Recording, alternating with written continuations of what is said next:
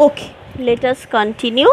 तो हम ये बोल रहे थे कि डेवलप्ड देशों में ये इंटरेस्ट आर्टिकुलेशन और इंटरेस्ट एग्रीगेशन के बीच जो डिमार्केशन है, डिफरेंस है, अंतर है, ये आपको आसानी से नज़र आएगा। लेकिन लेस डेवलप्ड देशों में इंटरेस्ट आर्टिकुलेशन और इंटरेस्ट एग्रीगेशन के बीच ये जो फ़र्क ये उतनी अच्छी तरह से उतना क्लियरली नज़र नहीं आता है। In democratic countries, the process of interest articulation and interest aggregation are different because the voluntary organizations demand to the government on behalf of the common people, and these are passed through different channels to the authority. But in authoritarian system of administration or in tribal society, both the functions are performed by the same person. तो देखिए, जब एक देश, मान लीजिए एक Europe की कोई देश या फिर यूनाइटेड स्टेट्स ऑफ अमेरिका, यहाँ पे क्या हो रहा है, इंटरेस्ट आर्टिकुलेशन का काम और इंटरेस्ट एग्रीगेशन का काम दो अलग अलग एक्टर्स कर रहे हैं। इंटरेस्ट आर्टिकुलेशन का काम कौन कर रहा है? कुछ वॉलंटरी ऑर्गेनाइजेशंस। तो वॉलंटरी ऑर्गेनाइजेशंस मतलब क्या है? जो ऑर्गेनाइजेशंस लोगों की डिमांड्स को आर्टिकुलेट करके सरकार तक पहुंचा रहे हैं, जैसे institutional interest groups, anomic interest groups, associational interest groups. तो ये सब है कुछ वॉलंटरी ऑर्गेनाइजेशंस जिनका काम ही है सरकार तक लोगों की डिमांड्स को पहुंचाना। और जब ये डिमांड्स बहुत सारे चैनल्स के ज़रिए सरकार के पास पहुंच रहा है ताकि सरकार इस पर काम कर सके और पॉलिसी बना सके, तो ये काम भी कुछ अलग अलग चैनल्स के ज़रिए हो रहा है। तो देखिए, कुछ ऑर्गेनाइजेशन सरकार तक अपना डिमांड्स पहुंचा रहे हैं और कुछ दूसरे चैनल्स इन डिमांड्स पर पॉलिसीज़ और लॉ बनाने के लिए सरकार को काम करने के लिए बोल रहा है। तो क्योंकि दो अलग अलग एक्टर्स द्वारा ये दो काम हो रहा है, वॉलंटरी ग्रुप्स इंटरेस्ट को आर्टिकुलेट कर रहा है और कुछ चैनल्स इंटरेस्ट को एग्रीगेट कर रहा है, तो इस वजह से डेवलप्ड देशों में आप इंटरेस्ट आर्टिकुलेशन और इंटरेस्ट एग्रीगेशन के बीच एक फ़र्क या अंतर कर सकता है। लेकिन लेस डेवलप्ड देशों में ये दोनों काम एक ही संगठन, एक ही ग्रुप कर रहा है। मतलब जो ग्रुप्स इंटरेस्ट आर्टिकुलेट कर रहा है वही ग्रुप्स इंटरेस्ट एग्रीगेशन का काम भी कर रहा है, जिस वजह से आप इन दोनों के बीच फ़र्क नहीं कर पाइएगा। तो ये सब कहाँ पर होता है? In the authoritarian systems. Authoritarian systems मतलब जैसे चाइना एक ऑथोरिटेरियन सिस्टम है, नॉर्थ कोरिया एक ऑथोरिटेरियन सिस्टम है जहाँ पे डेमोक्रेसी नहीं है, और ट्राइबल सोसाइटीज़, अफ्रीका में ऐसे कई सारे ट्राइबल सोसाइटीज़ है, मतलब प्रिमिटिव सोसाइटी जो ज़्यादा एडवांस्ड और डेवलप्ड नहीं, वहाँ पर भी आप देखिएगा कि ऐसे इंटरेस्ट आर्टिकुलेशन और इंटरेस्ट एग्रीगेशन में आप क्लियर कोई डिमार्केशन या फ़र्क नहीं कर पाएंगे। चलिए, उसके बाद आते हैं जो फोर्थ इम्पॉर्टेंट फंक्शन है, पॉलिटिकल कम्युनिकेशन फंक्शन। यानी कि एक स्ट्रक्चर जो है पॉलिटिकल स्ट्रक्चर, उसका चौथा और इम्पॉर्टेंट फंक्शन होता है कम्युनिकेट करना, यानी लोगों के साथ अपना कांटेक्ट, अपना संयोग बनाए रखना। तो वो काम कैसे होता है? So far we have noted the three different functions of political system: political socialization, interest articulation and interest aggregation. These three functions are performed by means of political communication. तो इंटरेस्ट आर्टिकुलेट करने के लिए, उस interest पर aggregate करके laws और policies बनाने के लिए सरकार को आम जनता के साथ कम्युनिकेट करना पड़ेगा, बातचीत करना पड़ेगा। All sorts of interests are articulated through communication and again they are aggregated by means of communication। तो ये सब इंटरेस्ट्स जब सरकार के पास पेश किया जाता है तो उसके लिए भी वॉलंटरी ग्रुप्स को सरकार के साथ कम्युनिकेट करना पड़ता है। और जब सरकार इन पर लॉज और पॉलिसीज़ बना रहे हैं तब भी सरकार नागरिकों को इसके बारे में कम्युनिकेट कर रहे हैं। Naturally without communication the political system will not be in a position to discharge any function। तो कम्युनिकेशन अगर नहीं है, सरकार और आम जनता के बीच अगर कोई संयोग, कोई कम्युनिकेशन ही नहीं है तो सरकार के लिए और पॉलिटिकल स्ट्रक्चर्स के लिए काम करना पॉसिबल नहीं होगा। In every political system there must exist a network of elaborate communication system and it must have enough autonomy to work independently। तो लगभग सभी पॉलिटिकल सिस्टम में क्या रहता है, एक नेटवर्क रहता है, एक इलाबोरेट कम्युनिकेशन नेटवर्क। इलाबोरेट का मतलब काफ़ी ब्रॉड, काफ़ी बड़ा, काफ़ी चौड़ा एक नेटवर्क रहता है जिसके ज़रिए सरकार जनता तक और जनता सरकार तक कम्युनिकेट यानी संयोग मेंटेन कर सकता है। और साथ में ये जो कम्युनिकेशन नेटवर्क होता है उसको काम करने के लिए ऑटोनॉमी यानी आज़ादी की ज़रूरत है। We can treat it as an important precondition and it is essential for successful functioning of the political system। तो ये जो कम्युनिकेशन चैनल्स है जिसको आज़ादी देनी पड़ेगी ताकि इनके ज़रिए जनता अपने डिमांड्स को सरकार तक पहुंचा सके और सरकार अपना पॉलिसीज़ और लॉज जनता तक पहुंचा सके। ये सब कम्युनिकेशन चैनल्स को आज़ादी के साथ काम करने देना चाहिए, अदरवाइज़ क्या होगा, एक डेमोक्रेटिक पॉलिटिकल सिस्टम कामयाबी के साथ फंक्शन नहीं कर पाएगा। अच्छा, प्री कंडीशन का मतलब क्या है, शर्त। तो ये जो कम्युनिकेशन चैनल्स की आज़ादी, इसको आप एक प्री कंडीशन यानी शर्त बोल सकते हैं जिसके पूरे होने पर ही एक पॉलिटिकल सिस्टम कामयाबी के साथ काम कर सकता है। All the organisations must have freedom to articulate interests. These after being aggregated must be communicated to the relevant authority। तो हर किसी पॉलिटिकल ऑर्गेनाइजेशन के पास फ्रीडम होना चाहिए ताकि वो पर्टिकुलर सेक्शंस ऑफ लोगों की इंटरेस्ट को अच्छी तरह से आर्टिकुलेट कर सके और फिर सरकार इसको पाने के बाद इस पर काम करके इस पर पॉलिसी और लॉज बनाए और आम जनता तक कम्युनिकेट करे। तो इसके लिए एक इफ़ेक्टिव कम्युनिकेशन चैनल रहना काफ़ी ज़रूरी है।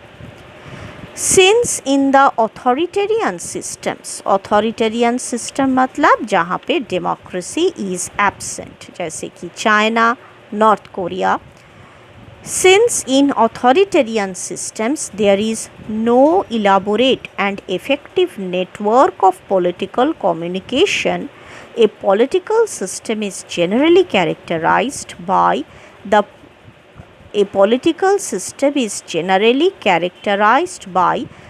political communication function। तो यहाँ पर एक्चुअली ये होना चाहिए कि a political system is characterized by the lack of political communication function। तो यहाँ पर दो शब्द ऐड कर लीजिए, देखिए, since in authoritarian systems there is no elaborate and effective network of political communication, मतलब क्योंकि अथॉरिटेरियन सिस्टम में पॉलिटिकल कम्युनिकेशन के लिए कोई इलाबोरेट और इफ़ेक्टिव कामयाब नेटवर्क नहीं रहता है, तो इसकी वजह से अथॉरिटेरियन पॉलिटिकल सिस्टम में क्या होता है, इज़ जनरली कैरेक्टराइज्ड बाय, वहाँ पर दो शब्द लिख लीजिए, lack of the political communication function. Lack, LACK, lack of the political communication function, यानी कि ऑथोरिटेरियन देशों में कोई इलाबोरेट और इफ़ेक्टिव पॉलिटिकल कम्युनिकेशन का चैनल ना रहने की वजह से इन देशों में पॉलिटिकल स्ट्रक्चर्स को इस कम्युनिकेशन का फंक्शन परफॉर्म करना ही नहीं पड़ता है। Thus, it is essential in characterizing a political system to analyze the performance of the communication function.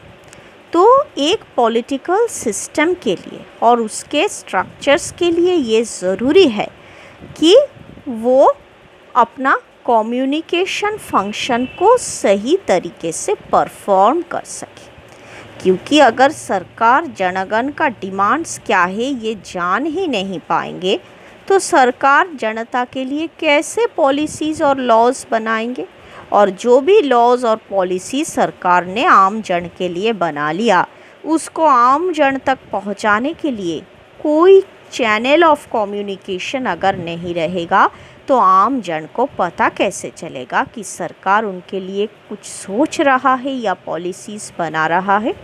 तो इसलिए कहा जाता है कि ऑथोरिटेरियन देशों पे जहाँ पे पॉलिटिकल कम्युनिकेशन का फंक्शन गैर मौजूद है वहाँ के पॉलिटिकल सिस्टम आम जनता के लिए सही पॉलिसीज़ और लॉज नहीं बना पाते हैं।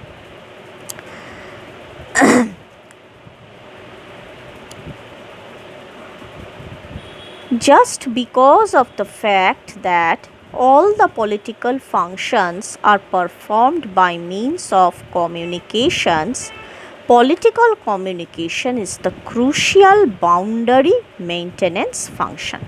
तो कहा जाता है कि पॉलिटिकल स्ट्रक्चर्स के लिए जितने भी इम्पोर्टेंट काम काज है, एक पॉलिटिकल स्ट्रक्चर को जितना भी इम्पोर्टेंट काम करना पड़ रहा है उनके लिए पॉलिटिकल कम्युनिकेशन नहायत ही ज़रूरी है। और पॉलिटिकल कम्युनिकेशन क्या करती है? एक क्रूशियल का मतलब है बहुत ही इम्पोर्टेंट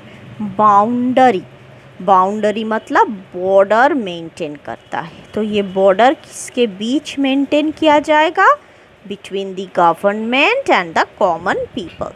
तो एक तरफ है गवर्नमेंट यानी कि पॉलिटिकल सिस्टम, पॉलिटिकल स्ट्रक्चर्स, और दूसरी ओर है आम जनता।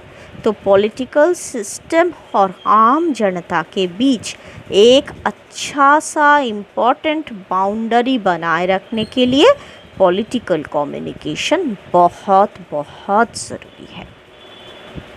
In one area or subsystem, claims are made and it is transmitted to another subsystem through communication. तो देखिए आम जनता बहुत सारे ग्रुप्स के ज़रिए जो इंटरेस्ट को आर्टिकुलेट कर रहे हैं उस इंटरेस्ट को सरकार तक पहुंचाने के बाद फिर सरकार उस पर काम करके उस पर लॉज और पॉलिसीज़ बना रहे हैं।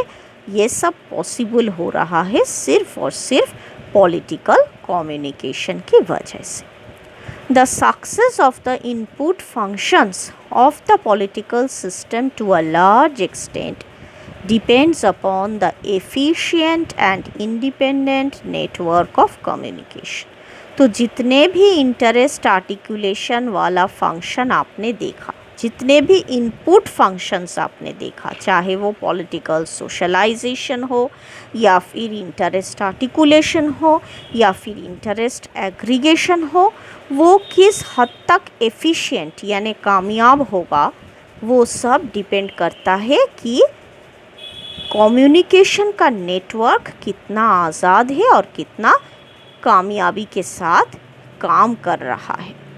But is unfortunate that such a network is not always available in all systems. जैसे कि आपने खुद देखा कि डेवलप्ड देशों में, खास करके लिबरल डेमोक्रेसीज में, ये पॉलिटिकल कम्युनिकेशन का नेटवर्क जितना इफ़ेक्टिव और अच्छा होता है, दुख की बात यह है कि लेस डेवलप्ड देशों में, जहाँ पर डेमोक्रेसी वीक है, काफ़ी कमज़ोर है, या फिर जहाँ पर ऑथोरिटेरियन सिस्टम है, यानी डेमोक्रेसी प्रेजेंट है ही नहीं, ऐसे सिस्टम्स में पॉलिटिकल कम्युनिकेशन बहुत ही पुअर और इनएफिशिएंट होता है। वो अच्छे कामयाबी के साथ अच्छी तरीके से काम नहीं कर पाता है। Governments are inclined to control communication. तो जहाँ जहाँ ऑथोरिटेरियनिज्म कायम हुआ है, डेमोक्रेसी गैर मौजूद है, वहाँ पर जनरल टेंडेंसी क्या होती है? सरकार यानी गवर्नमेंट हमेशा कम्युनिकेशन को कंट्रोल करने की कोशिश करता है। तो देखिए, चाइना में गवर्नमेंट यानी पॉलिटिकल सिस्टम की हमेशा यही कोशिश रहती है कि वो अपने नागरिकों की जो आज़ादी से बात करने का अधिकार, उस पर रोक लगाए। तो जब भी सरकार की कोई भी काम के खिलाफ कोई भी व्यक्ति आवाज़ उठाती है, सोशलिस्ट सिस्टम के खिलाफ कोई भी व्यक्ति प्रतिवाद करता है, तो उसको बहुत कड़ी से कड़ी सज़ा मिलता है चाइना में। तो इसका मतलब क्या हुआ कि चाइनीज़ पॉलिटिकल सिस्टम अपने जनता के साथ ठीक ठाक कम्युनिकेशन यानी संयोग मेंटेन नहीं करता है, और सभी संयोग का जो चैनल्स है, तो आप हमसे पूछ सकती है कि मैम, कम्युनिकेशन का चैनल्स, नेटवर्क क्या होता है? तो टीवी चैनल्स है, न्यूज़ चैनल्स है, मीडिया है, न्यूज़पेपर्स है, इन सब को कहा जाता है कम्युनिकेशन का चैनल्स, नेटवर्क। तो देखा जाता है कि ऑथोरिटेरियन सिस्टम में पॉलिटिकल सिस्टम यानी गवर्नमेंट इन सब चैनल्स को कंट्रोल करता है। कोई भी ऐसी बात या ऐसा काम जो सरकार के खिलाफ जाता है, उसको इन चैनल्स में इनकरेज नहीं किया जाता है। तो इसी के साथ हमारा इनपुट फंक्शंस ख़त्म होती है। अगले लेक्चर में मैं आप सबको पॉलिटिकल स्ट्रक्चर के आउटपुट फंक्शंस के बारे में बताऊंगी। तब तक के लिए इस लेक्चर को सुनिए, नोट को पढ़िए और समझने की कोशिश कीजिए, और अगर कोई सवाल है तो हमसे फ़ोन करके पूछ लीजिए। Okay, good night dear students, and bye. Meet you in our next lecture.